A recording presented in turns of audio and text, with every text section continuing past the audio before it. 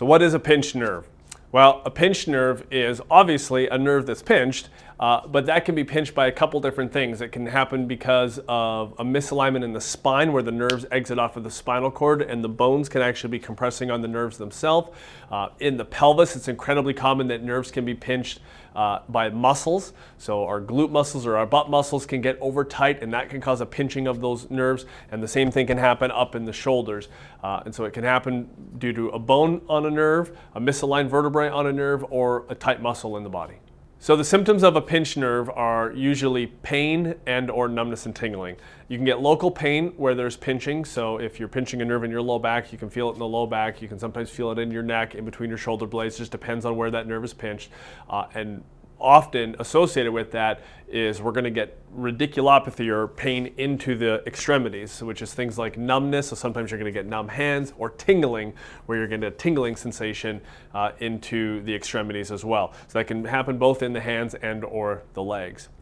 People often ask how long those symptoms can last, and that really depends on, there's two factors here. Number one, is the nerve still pinched? So if you're not dealing with the root cause of the problem and the pressure is on that nerve, that pain can last indefinitely.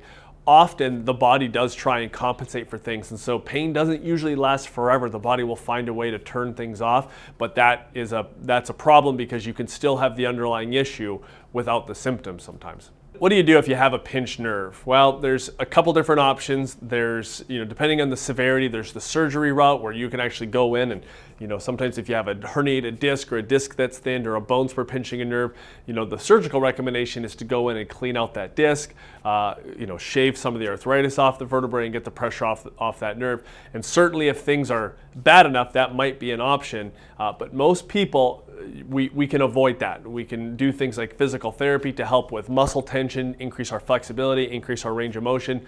And especially if it's related to the spine, an alignment of the vertebrae is seeing a chiropractor to help correct the alignment and the mobility or the movement of those vertebrae to get the pressure off those nerves and allow the brain and the body to properly communicate again. So the treatment times for a pinched nerve can vary depending on the severity of the injury.